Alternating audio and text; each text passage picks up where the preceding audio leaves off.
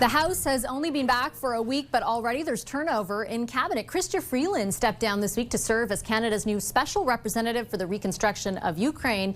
Plus, sources confirmed to CTV News this week more top Trudeau-era ministers are headed for diplomatic appointments. Bill Blair and Jonathan Wilkinson have been offered international posts, while David Lametti will be Canada's new UN ambassador. The Liberals, meanwhile, have promised to table legislation this fall on several key issues that have been attack points for the Conservatives, including crime and immigration. So what are the stakes for the Liberals with their promised bills in those areas? The Scrum is here to talk about that. Hannah Thibodeau is a former news anchor. She's now an executive communications officer at Global Public Affairs. Next to her, that's Bob Fife. He's, of course, the Globe and Mail's Ottawa bureau chief.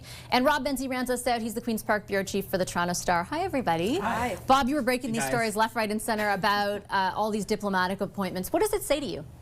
Well, first thing, the movement of Bill Blair and Jonathan Wilkinson and maybe others, who it's the Prime Minister wanting to clean out the stable of Trudeau ministers so that he can bring in new blood, probably sometime in the new year, and he has to make sure that these are going to be safe ridings. In the case of Chrystia Freeland, it's the same thing. He wants to bring in someone else. He did keep her in cabinet, but it was a middle-level cabinet position. What he offered her, though, is not a plum position in Great Britain, which Bill Blair is going to go, or Brussels, where probably Jonathan Wilkinson will go. She got this sort of make-believe job, you know, a special representative for reconstruction in Ukraine when there was no reconstruction going on in Ukraine because Russia's bombing it every day.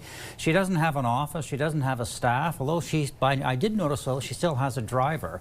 But this is... Bob, your attention to detail is nobody can beat you. Yeah. So I mean that's really what we're seeing is the Prime Minister wanting to really differentiate himself from all the Trudeau ministers, and you're starting to see these people go out.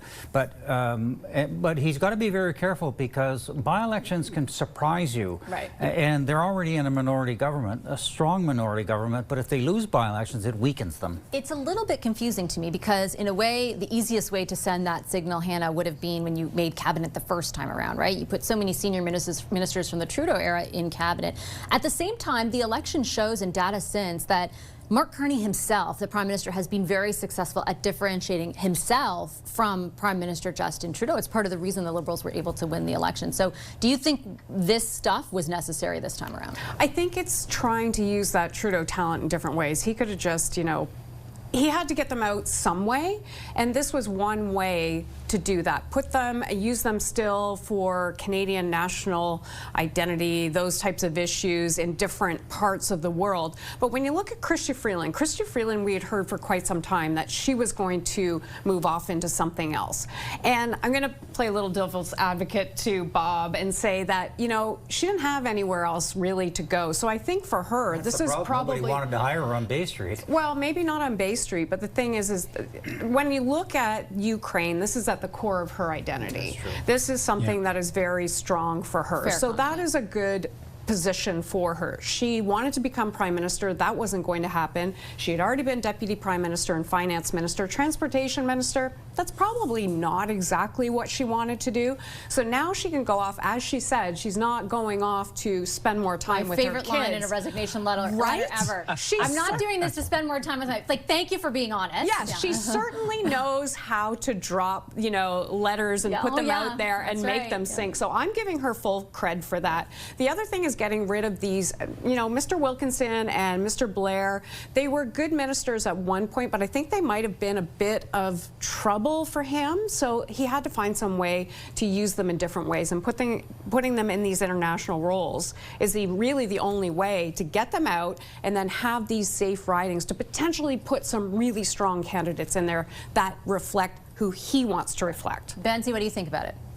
Yeah, I agree with Hannah and Bob on this. I do think, I mean, I'm sitting here in University of Rosedale, Chrystia Freeland's riding. She's very popular here in Toronto, and I think there are literally thousands of Liberals around Canada who probably owe their jobs to her, because if she hadn't dropped that letter on December 16th that eventually defenestrated Prime Minister Justin Trudeau, the Liberals almost certainly wouldn't have won the election earlier this year. And Pierre Poilievre, your guest, would be the Prime Minister, not the leader of the opposition. So I think she is owed something. And I think Hannah's right that Ukraine is a very, very important file to her. It's personal to her. But I think that, look, the Liberals will win this riding again, but they are going to miss Chrystia Freeland at the cabinet table. She's very well regarded by all of the premiers, including the guy I cover, Premier Doug Ford, who is a personal friend of Freeland, speaks to her, on a weekly basis. They used to speak every single day during the pandemic.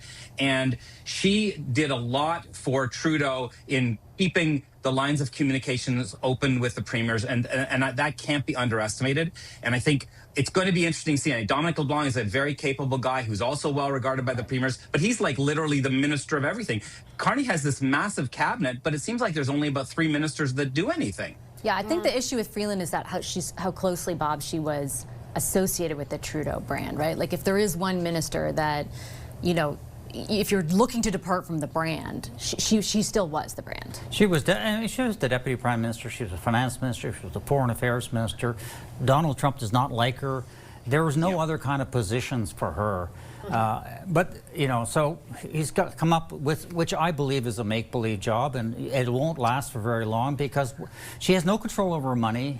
Anita Nan is not going to let her have any role in foreign policy. I mean, let's be honest. Did she tell you here. that? I don't know that for a fact. Come on. Well, you know how Ottawa works. And in terms of David Lametti, he lost the knife fight with Tom Pitfield. For everyone watching, 2 principal secretaries to the Prime Minister. David Lametti was Justice Minister under Trudeau, but then became the principal secretary just in July. So now he's got to suffer. He's got to go to the United Nations in that beautiful home. And, and that's the reason why he's not there. I have 30 seconds left for each of you. I'm so sorry. I want to get you. Hannah, what are you watching for legislatively?